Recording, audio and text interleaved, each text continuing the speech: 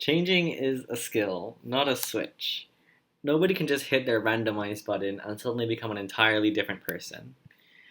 I find that instead, people around me have varying levels of an ability to change. And I think in some way it's linked with our selflessness, social awareness, and experience overall.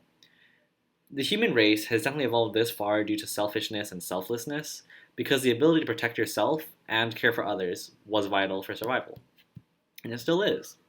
But I'm going to take a more modern stance, which is to phrase this question: why do we change to fit other people's expectations when we're happy? Do know that there are answers to this, like it hurts others, it's hurting me, and I'm not saying that you shouldn't try to change. But I just want to explore the idea of why it can be so difficult sometimes. Because I feel like our mind doesn't want to have to change or adapt. Like it loses a sense of itself, or knowing it's wrong is entirely out of whack. Like no one likes being wrong. Because throwing away a piece of ourselves because other people don't like it feels somewhat counterintuitive. It's like giving a heart transplant while you're still alive. I imagine that our minds feel like changing is like cutting off a limb. You aren't going to cut off a leg because someone said it's too different, but you might cut it off when it's trapped under the weight of social pressure. The thing is, it more or less takes different levels of reasoning and understanding to get someone to commit to some kind of personalectomy. Understanding why someone wants you to change can change what your change will be, or if you'll even change at all.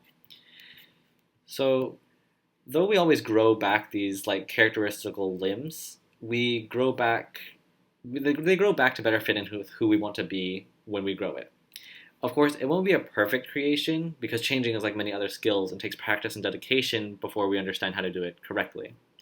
Because some people will naturally understand how to fit in while others won't. It's not that anybody is simply better or worse either. Just because someone is better at fitting in with kindergartners doesn't mean they will fit in with high schoolers. Rather, it's somewhat of a lifelong practice. The thing is, it's also quite easy to notice as we grow older, it seems to get harder to change, because our personalities seem to become more cemented. We have certain qualities that become constants and characteristics that people identify us for. But even the things that aren't constant, well, we get more afraid to cut them off anyways. Because we sometimes worry if they'll regrow correctly this time, if we'll develop the right characteristics we want, or what if people just don't even like it? What if people hate it more? But sometimes when we change, it's not out of fear, but sometimes we don't change because we're doing it out of confidence. There's a major difference between the two concepts: being afraid of change or being confident in your choice. Yet, not all change is some kind of permanent shift we have to do. There's also like multiple kinds of personalities that we store within ourselves. We have a little like body shelf that we prepare to switch to and fro from every interaction, because we always have ideas of who we want to be in front of different kinds of people. For example, you might have some preemptive caution, a dash of sarcasm, and a base of neutrality for the family. Funny flakes and sarcastic syrup, a serious note and a confused base for your friends. Or a serious composition, a humorous hand and a quiet gaze for the authority. Literally whatever is on hand for everyone else, though.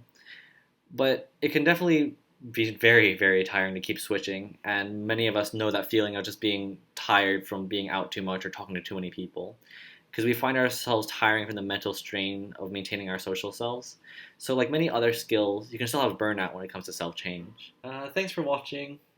This has been kind of an experiment for me, and this project's just kind of on and off for a while. So you might be able to tell that there's like difference in quality randomly, including audio actually.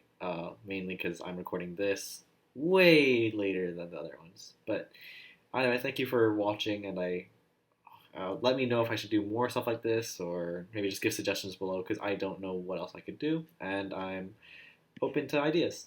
So, yeah, thank you.